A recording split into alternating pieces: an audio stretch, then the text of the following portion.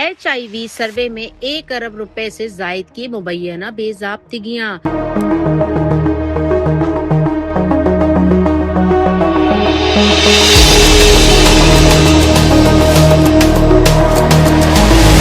NAB محترک UN AIDS کا خفیہ خط بھی تحقیقات کا حصہ۔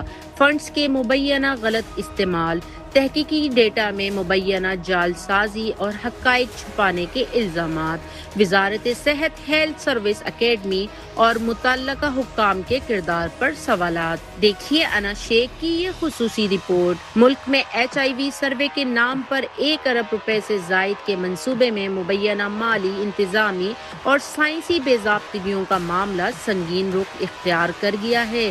قومی احتساب بیورو یعنی نیب نے موصولہ شکایت پر تحقیقات کا آغاز کر دیا گیا ہے، جبکہ اقوام متحدہ کے ادارے UN ایڈز کا 1 سال پرانا سرکاری خط بھی تحقیقات کا حصہ بنا لیا گیا ہے۔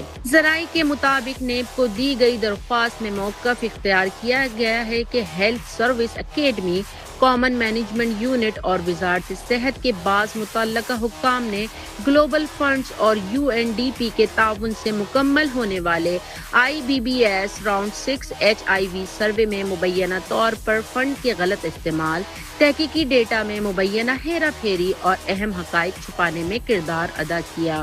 شکایت میں دعویٰ کیا گیا ہے کہ تقریباً 3.2 ملین امریکی ڈالر یعنی 1 ارب روپے سے زائد لاگت کے اس منصوبے میں بین الاقوامی معیار کے مطابق کوالٹی ایشورنس کے تقاضے پورے نہیں کیے گئے۔ ذرائع کے مطابق 22 مئی 2025 کو UN ایڈز نے اپنے سرکاری خط میں سروے کے طریقہ کار پر سنگین تحفظات کا اظہار کیا تھا۔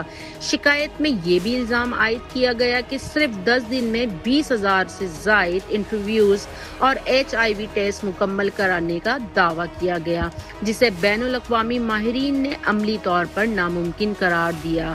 شکایت میں مزید الزام لگایا گیا ہے کہ بعض متعلقہ حکام نے مبینہ طور پر اندرونی اجلاسوں میں رپورٹ کی زبان نرم کرنے اور نتائج کو کم سنگین کرنے کی ظاہر کرنے کی کوشش کی۔